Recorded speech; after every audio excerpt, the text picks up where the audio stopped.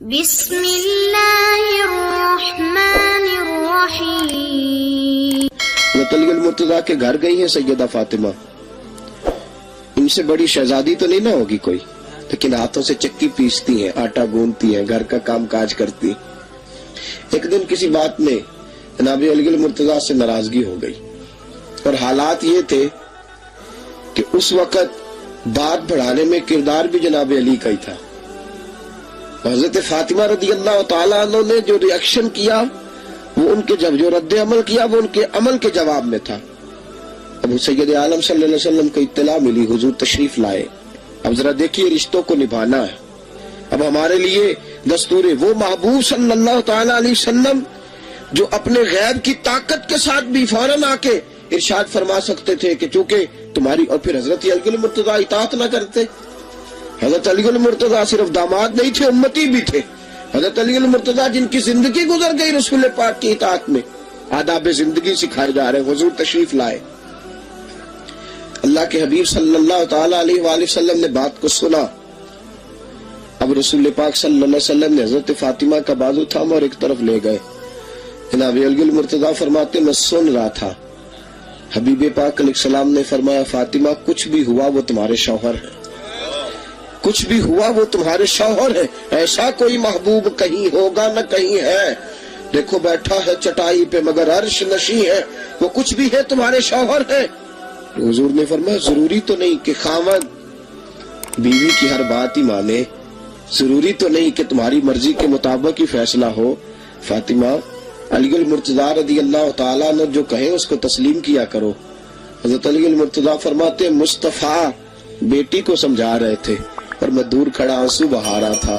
میں کہہ رہا تھا محبوب کیسا انداز لے کے آئے ہو اور کیا محبتیں بانٹ رہے ہو کہ وہ بیٹی جس کو جگر کا ٹکڑا قرار دیتے ہو، اس بیٹی کے لیے بھی تشریف لاتے ہو، تو انداز کیسا نرالا ہے۔ خاندان بچانے کے لیے، گھروں کو تشکیل دینے کے لیے، گھر سب سے پہلے تقاضا کرتا ہے کہ بیٹا اور بیٹی کے والدین کیا کردار ادا کرتے ہیں۔ اگر بیٹی کے والدین کہیں گے نہ بیٹی تو ذرا اکڑ کے رہنا، تو کسی کی بات نہ سننا، تو ذرا احتیاط سے رہنا، اگر یہ انداز اختیار کیا جائے گا تو یقیناً پھر بیٹی بھی کہے گی کہ ہاں میرے پیچھے بہت بڑا ہاتھ ہے، میرے رسول پاک علیہ السلام گئے ہیں۔ اور راوی کہتے ہیں کہ حال یہ ہے کہ بظاہر اس وقت جو ماجرا ہے وہ یہ ہے کہ جناب علی رضی اللہ تعالیٰ عنہ اس حوالے سے غلطی پہ نظر آتے ہیں۔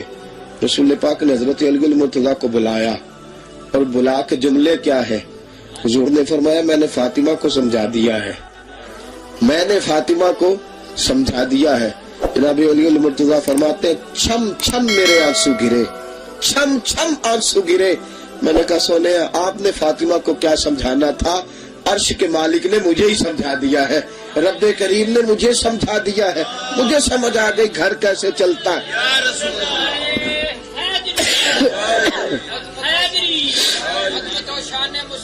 غور فرمائیے گھر کیسے چلیں گے۔ اللہ فرماتا ہے لقد من اللہ علی المؤمنین اذ بعث فیہم رسولا، میں نے تم پہ بڑا احسان فرمایا ہے، تمہیں اپنا رسول دیا ہے، ذرا دیکھتے جاؤ اور زندگی کا تعین کرتے جاؤ، اپنے لیے سمتیں نکالتے جاؤ۔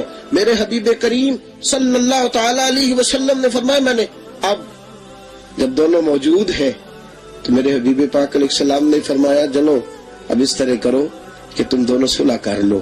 حضرت علی ہنس دیے، جناب فاطمہ مسکرا دی۔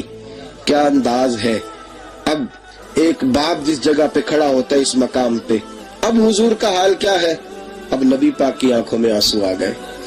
بیٹی کو داماد کو ہنستے ہوئے دیکھا تو حضور کی آنکھوں میں آنسو آ گئے۔ میرے حبیب پاک باہر نکلے، چہرے پہ مسکراہٹ ہے۔ صحابہ پوچھتے ہیں حضور کیا ہوا؟ فرمایا ان دونوں کو خوش دیکھ کے آ رہا ہوں جو مجھے پوری دنیا میں سب سے محبوب لگتے ہیں، جو مجھے از حد محبوب ہیں، جو مجھے بڑے اچھے لگتے ہیں۔ عزیز دوستو، گھرانے کیسے چلتے ہیں اور یہ گھر کیسے بنتے ہیں اور ان کی تشکیل کیسے ہوتی ہے، یہ میرے حبیب پاک علیہ السلام نے طرز زندگی سکھایا ہے۔ آج گھر ٹوٹتے دکھائی دیتے ہیں، گھروں میں مال ہے، پیسہ ہے، ٹائلیں لگی ہوئی ہیں، لیکن ایک اپنے کمرے میں ہے تو وہ دوسرے کے لیے محبت چھوڑ کے سویا ہے، اور ایک اپنے کمرے ہے تو دوسرے کے لیے نفرت رکھ کے سویا۔ عزیز ساتھیوں، میرے حبیب پاک علیہ السلام نے ان بچوں کی تربیت اور پھر اگلا مرحلہ ہے سیدہ طیبہ طاہرہ حضرت عائشہ صدیقہ رضی اللہ تعالیٰ عنہ فرماتی ہے گھر کا حال یہ تھا، ایک دن اللہ کے حبیب علیہ السلام سے کوئی مطالبہ کر بیٹھی، کوئی بات عرض کر دی. اب سید عالم صلی اللہ تعالی وسلم مجھے سمجھا رہے ہیں اور میں ہوں کہ بار بار اصرار کر رہی ہوں. حضرت عائشہ صدیقہ فرماتی میں اصرار کر رہی ہوں. حضور ناز دیکھتے تھے نا، نبی پاک صلی اللہ علیہ وسلم ناز دیکھتے تھے.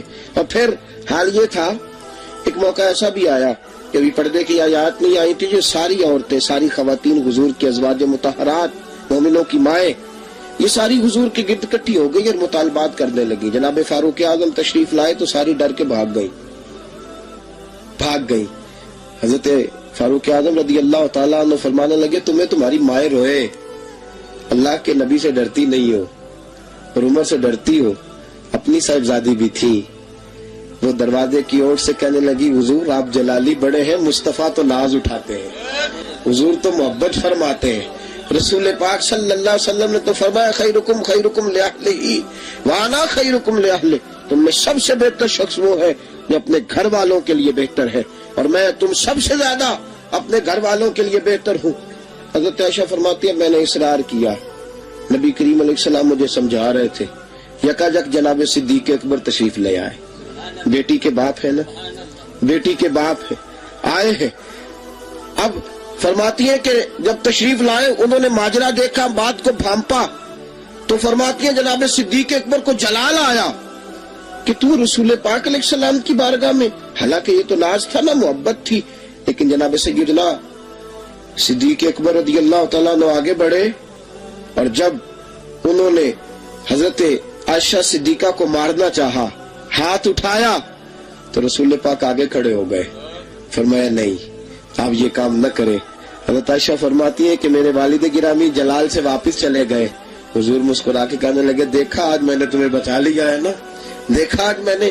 یارو یہ انداز محبت تو دیکھو، گھروں کے اندر یہ گھر ٹوٹتے کیسے ہیں.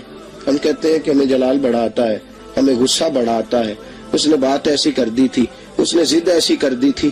گھر ٹوٹتے کیسے ہیں جب حوصلے ختم ہوتے ہیں، جب ہمارے اندر سے ظرف رخصت ہو جاتا ہے. یارو ذرا غور کرنا، نبی کریم صلی اللہ تعالی علیہ وسلم نے فرمایا میں نے تمہیں بچا لیا. حضرت عائشہ صدیقہ فرماتی ہے کہ میری سہیلیاں آتی تھی، میرے ساتھ کھیلا کرتی تھی، چھپ جاتی تھی حضور کو دیکھ کے. حضور مسکرا کے فرمایا کرتے تھے میں کون سا برا محسوس کرتا ہوں، تم آؤ اور کھیلو. نبی کریم صلی اللہ تعالی وسلم ناز اٹھاتے تھے. گھر محبت سے بنتے ہیں، گھر اعلیٰ ظرفی سے بنتے ہیں. میرے رسول پاک صلی اللہ علیہ وسلم نے گھر بنا کے دکھایا. اور ہمارے ہاں تو ایک زوجہ ایک بیوی ہوتی ہے، دو کہیں میرے مصطفیٰ علیہ السلام کے حرم شریف میں 9 ازواج مطہرات ایک وقت میں ہوتی تھی. نبی کریم صلی اللہ علیہ وسلم سب کے ساتھ حسن سلوک، کسی کو شکایت کا موقع نہیں ملتا تھا، حضور سب کے پاس جاتے تھے. اور پھر ایک تصویر کا دوسرا رخ بھی ہے خواتین کے مزاج کے اندر، جو آج دوسرے کا محل دیکھ کے بڑی جلدی شوق پیدا ہوتا ہے نا کہ میرے لیے بھی اکٹھا کر کے لاؤ جیسے مرضی ہو. حضرت عائشہ صدیقہ رضی اللہ تعالیٰ عنہ کا حجرہ وہ تھا، کیا فرماتی ہیں حضور جب نماز کے لیے کھڑے ہوتے تھے میں لیٹی ہوتی تھی، نبی کریم صلی اللہ تعالی علیہ وآلہ وسلم سجدے میں جاتے تھے تو میں ٹانگیں سمیٹ لیتی تھی. یہ حال ہوتا تھا، اتنی کم جگہ تھی.